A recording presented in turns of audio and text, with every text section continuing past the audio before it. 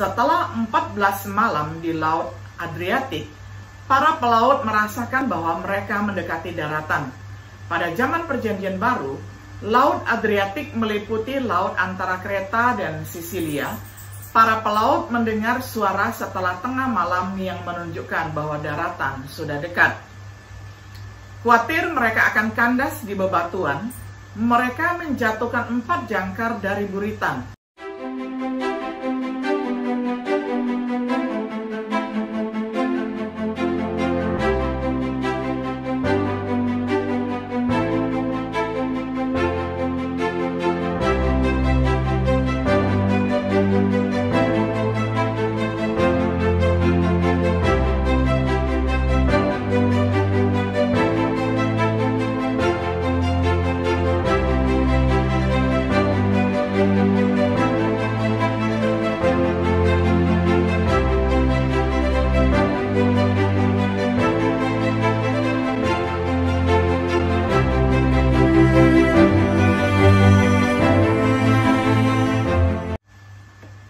Shalom, sahabat Biblika yang dikasihi oleh Tuhan.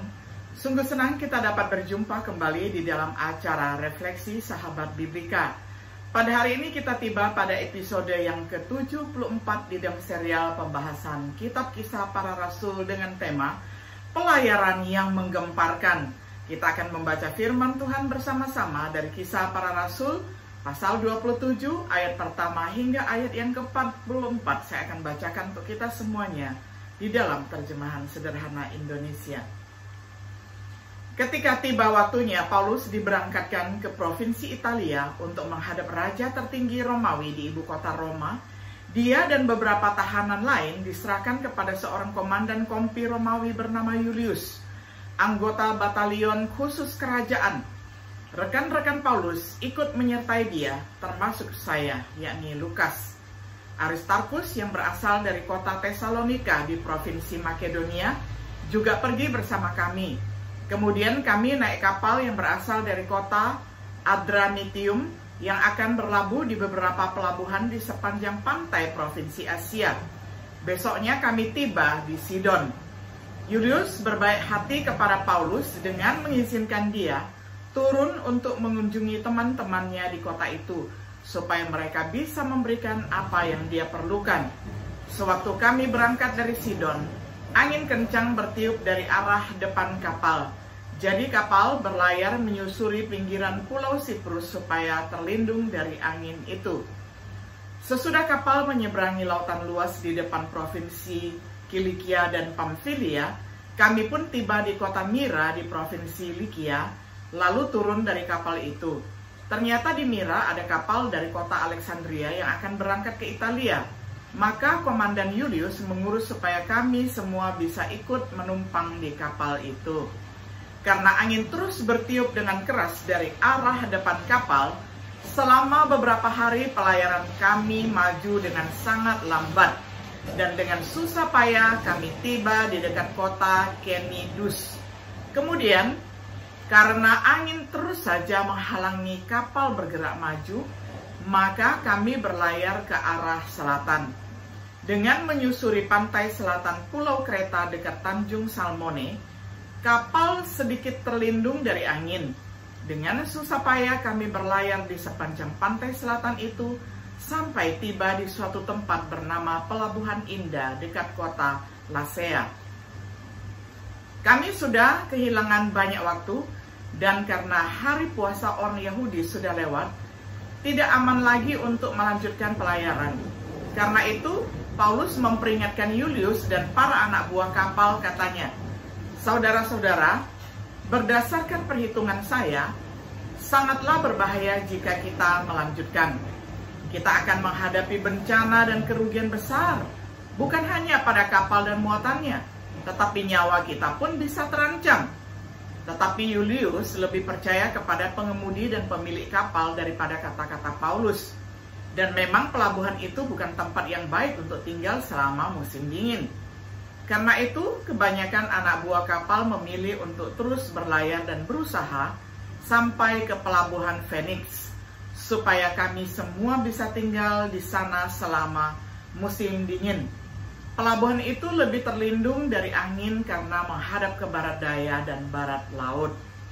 Jadi ketika angin mulai bertiup pelan dari arah selatan, para anak buah kapal menyangka mereka sudah bisa berlayar lagi sesuai rencana. Karena itu mereka mengangkat jangkar dan berlayar lagi menyusuri pantai selatan Kreta. Namun tidak lama kemudian, angin tofan yang terkenal sebagai angin timur laut bertiup dari arah pulau itu. Kapal kami terjebak di tengah angin topan itu dan tidak mungkin bisa berlayar lagi melawan angin keras itu. Jadi para anak buah kapal membiarkan kapal terbawa oleh angin. Ketika kami sedikit terlindung dari badai karena melewati tepian sebuah pulau kecil bernama Clauda, dengan susah payah kami berhasil mengamankan perahu kecil yang terikat di belakang kapal itu. Sesudah perahu kecil itu ditarik ke atas, para anak buah kapal memasang tali kuat-kuat melingkar di sekeliling kapal, lalu menurunkan layar dan jangkar supaya kapal lebih lambat terbawa angin. Mereka melakukannya karena takut jangan sampai kapal itu terkandas di Sirtis, yaitu di daerah perairan dangkal yang berpasir. Tetapi angin tofan dan gelombang masih sangat kencang menghantam kapal, sehingga besoknya para anak buah kapal membuang muatan ke laut supaya kapal lebih ringan. Hari berikutnya, mereka bahkan membuang sebagian alat-alat kapal ke laut. Berhari-hari lamanya, kami tidak melihat matahari atau bintang. Angin tofan terus saja bertiup kencang, sampai akhirnya kami tidak punya harapan lagi untuk bisa selamat. Apalagi selama berhari-hari itu, kami semua juga tidak makan. Kemudian Paulus berdiri di antara kami dan berkata, "Saudara-saudara, seandainya dulu kalian mengikuti saran saya supaya tidak berlayar dari Kreta, kita tidak akan mengalami bencana dan kerugian seperti ini. Tetapi sekarang saya menasihatkan supaya kalian jangan putus asa, karena tidak ada satupun di antara kita yang akan mati. Hanya kapal ini saja yang hancur nanti." Saya berkata begitu karena tadi malam saya didatangi oleh malaikat utusan Allah yang saya sembah dan saya layani. Malaikat itu berkata, "Paulus, jangan takut. Kamu pasti akan menghadap Raja Romawi. Dan atas kebaikan hati Allah kepadamu, Dia berjanji bahwa semua orang yang berlayar denganmu akan selamat." Jadi saudara-saudara, jangan putus asa, karena saya yakin Allah akan menepati janjinya itu kepada saya. Tetapi kapal ini pasti akan terkandas di sebuah pulau. Sampai malam ke-14, kapal masih diombang-ambingkan angin tofan di tengah Laut Adriat. Lalu pada tengah malam, para anak buah kapal merasakan kapal sedang mendekati daratan. Lalu mereka mengukur kedalaman laut dengan menjatuhkan batu bertali. Ternyata dalamnya kira-kira 37 meter. Sesudah maju sedikit, mereka kembali mengukur kedalaman. Ternyata laut di tempat itu dalamnya hanya 27 meter. Karena takut kalau kapal terkandas pada batu karang, mereka menurunkan 4 jangkar di bagian belakang untuk memperlambat laju kapal, sambil berharap supaya hari cepat pagi. Tetapi waktu itu para anak buah kapal menurunkan perahu kecil untuk melarikan diri. Mereka menipu kami dengan berpura-pura mau menurunkan beberapa jangkar dari depan kapal. Tetapi Paulus berkata kepada Julius dan tentara-tentaranya, "Kalau anak buah kapal itu tidak tetap tinggal di dalam kapal, kalian semua tidak akan selamat." Jadi para tentara memotong tali-tali yang mengikat perahu kecil itu dan membiarkannya jatuh dan hanyut terbawa ombak. Menjelang pagi, Paulus mendesak kami semua untuk makan dengan berkata, "Sudah 14 hari kita tidak makan apa-apa karena menunggu dengan khawatir. Karena itu, saya mohon saudara-saudara, makanlah sekarang demi kebaikan kalian. Karena percayalah, tidak seorang pun dari kalian yang akan binasa. Bahkan sehelai rambut di kepala kita pun tidak akan ada yang hilang." Sesudah berkata begitu, Paulus mengambil roti dan mengucap syukur kepada Allah atas makanan itu di hadapan semua orang. Lalu dia menyobek-nyobek roti itu, mengambil sebagian dan mulai makan. Lalu kami semua menjadi bersemangat lagi dan ikut makan bersama Paulus. Kami yang ada di kapal itu berjumlah 276 orang. Sesudah kami semua makan dengan cukup, para anak buah kapal meringankan kapal lagi dengan membuang muatan gandum ke laut. Ketika matahari sudah terbit, mereka melihat daratan yang tidak dikenal, tetapi di situ ada teluk yang berpantai. Jadi mereka memutuskan untuk mencoba mendaratkan kapal di pantai itu. Mereka pun memotong tali-tali jangkar dan membiarkan jangkar itu tenggelam ke laut, serta melepaskan tali-tali yang mengikat alat kemudi kapal. Lalu mereka menaikkan layar supaya angin meniup kapal itu menuju pantai. Tetapi di suatu tempat yang dangkal, kapal itu menabrak pasir sehingga terkandas. Bagian depan kapal terbentur dengan sangat keras ke pasir sehingga tidak bisa bergerak sama sekali. Sedangkan bagian belakang kapal mulai hancur dihantam ombak. Pada waktu itu, tentara-tentara berencana untuk membunuh semua tahanan supaya tidak ada yang berenang ke darat dan melarikan diri. Tetapi Julius mau menyelamatkan Paulus, maka dia melarang mereka dan memerintahkan supaya orang-orang yang bisa berenang lebih dulu terjun ke laut dan berenang ke daratan. Sedangkan penumpang lain yang tidak bisa berenang disuruh berpegangan pada papan-papan pecahan kapal atau benda-benda lain yang mengapung. Dengan cara begitu, semua orang sampai di pantai dengan selamat. Sampai semikian jauh pembacaan firman Tuhan dari Kisah Para Rasul pasal 27 ayat pertama hingga ayat yang ke-44. Sahabat Biblika yang dikasih oleh Tuhan, setelah pembelaan Paulus di hadapan Raja Agripa, ditetapkan bahwa dia tidak pantas dihukum mati atau dirantai. Namun karena permohonan sebelumnya ia akan dikirim ke Roma. Dengan sangat rinci, Lukas menggambarkan perjalanan ke Roma melalui laut. Lukas menyoroti proses kapal yang karam di sepanjang jalan. Paulus mengalami 3 kali karam kapal sebelumnya. Kunci dari catatan Lukas adalah pemeliharaan Allah, khususnya dalam melestarikan Paulus untuk kesaksian Romawinya. Itu memang pelayaran yang menggemparkan. Jadi, mari kita ikuti yang pertama. Perjalanan dimulai dari Kaisaria ke Sidon. Paulus dikirim ke Roma dalam pelayaran dengan dikawal oleh seorang perwira yang bernama Julius bersama dengan tahanan lainnya, ditemani oleh Lukas, penulis Kisah Para Rasul, dengan Aristarkus dari Tesalonika. Mereka berlayar di kapal Adramitium. Kemudian mereka akan singgah di pelabuhan-pelabuhan di pantai barat Turki. Berniat untuk berlayar di sepanjang pantai Asia ataupun Turki modern, mungkin kapal pertama yang mereka tumpangi adalah kapal luncur yang kecil, tidak memadai untuk pelayaran laut terbuka. Keesokan harinya mereka singgah di Sidon, di pelabuhan Fenisia, yakni 36 mil utara di Tira, di mana Julius sang perwira memperlakukan Paulus dengan baik, membiarkan Paulus untuk mengunjungi teman dan menerima perbekalan. Dari Sidon ke Mira. Meninggalkan Sidon, mereka berlayar di bawah naungan pulau Siprus karena angin bertiup berlawanan arah. Paulus telah berlayar ke Siprus sebelumnya. Mereka kemudian berlayar di atas laut dari Kilikia dan Pamfilia, wilayah Asia ataupun Turki. Paulus lahir di Tarsus dari Kilikia. Tiba di Mira, Lisia, di Turki, terletak di sungai Andrakus sekitar 2,5 mil dari laut. Di sana mereka dipindahkan ke kapal Alexandria ataupun kapal Mesir menuju ke Italia. Ini kemungkinan adalah kapal yang lebih besar, cocok untuk pelayaran laut terbuka.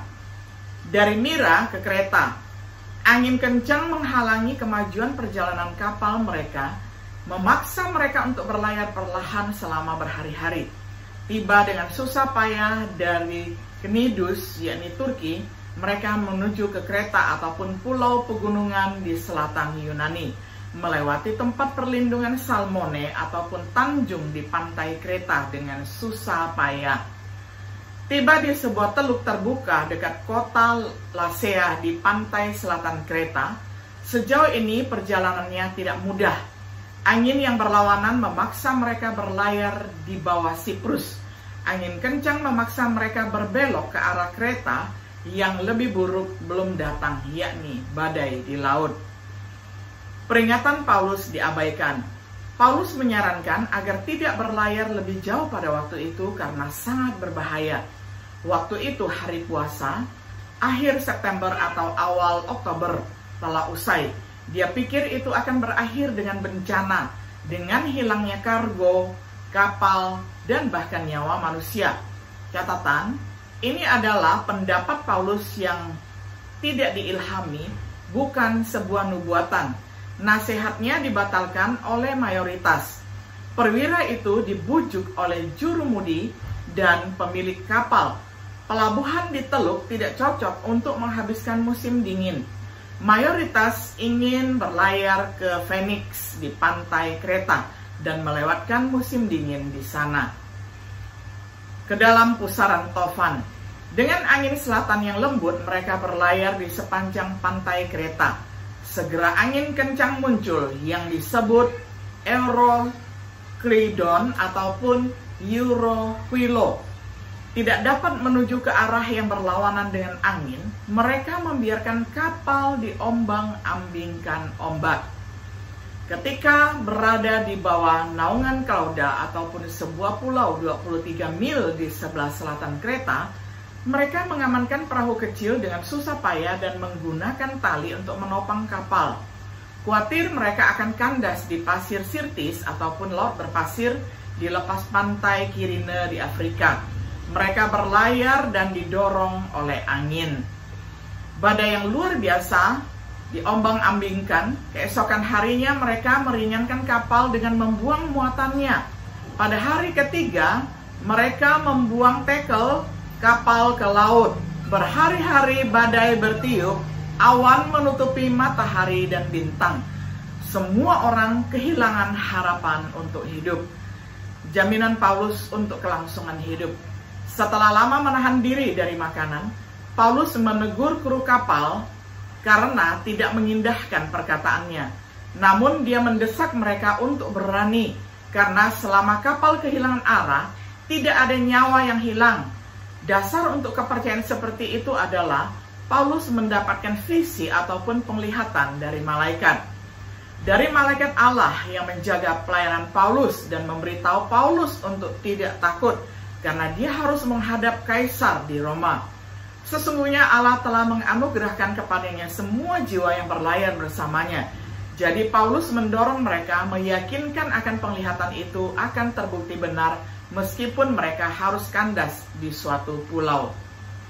Upaya untuk meninggalkan kapal dibatalkan. Setelah 14 malam di Laut Adriatik, para pelaut merasakan bahwa mereka mendekati daratan. Pada zaman Perjanjian Baru, Laut Adriatik meliputi laut antara Kreta dan Sisilia. Para pelaut mendengar suara setelah tengah malam yang menunjukkan bahwa daratan sudah dekat. Khawatir mereka akan kandas di bebatuan, mereka menjatuhkan 4 jangkar dari buritan. Mereka kemudian berdoa untuk hari yang akan datang. Paulus mencegah pelaut meninggalkan kapal secara diam-diam. Para pelaut mencoba untuk menurunkan perahu, yakni perahu kecil, dengan alasan palsu. Paulus memberitahu perwira dan prajurit yang memimpin rombongan tersebut. Kapal kandas di Pulau Malta. Upaya untuk menjalankan kapal ke pantai gagal. Mereka tidak mengenali daratan, tetapi melihat teluk dengan pantai. Tanah itu adalah Pulau Malta, terletak di selatan Sisilia. Situs tradisional kapal karam dikenal sebagai St. Paul Bay.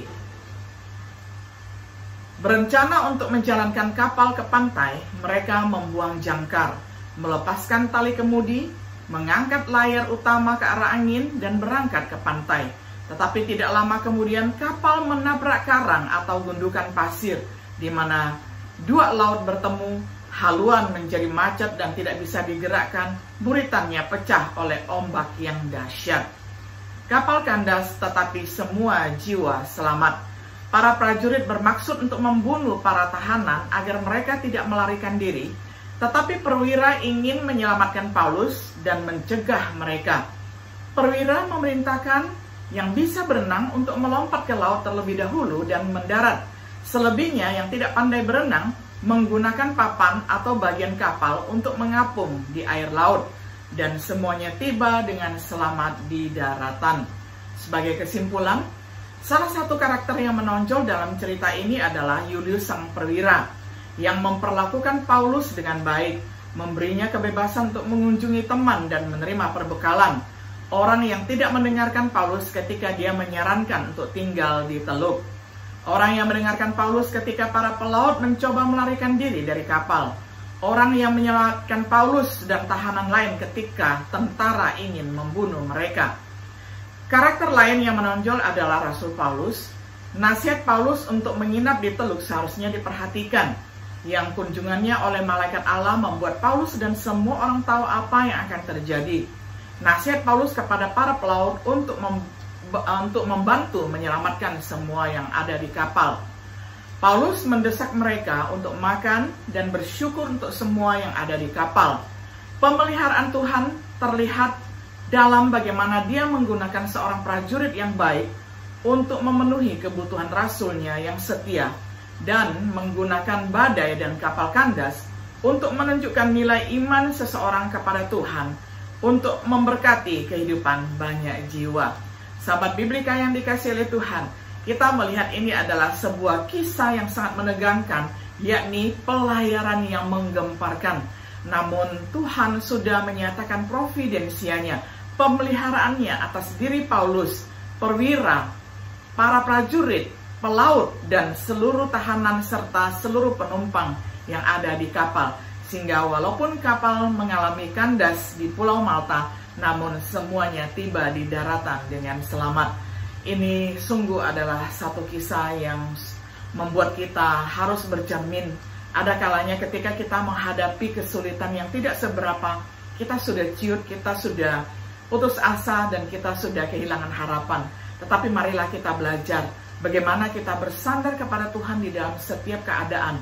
Baik ketika peristiwa biasa-biasa saja, ataupun peristiwa genting di dalam hidup kita. Kita senantiasa mau bersandar dan mau berharap kepada Tuhan. Kiranya Tuhan Yesus yang adalah sumber harapan itu menyertai dan memberkati kita semuanya. Shalom.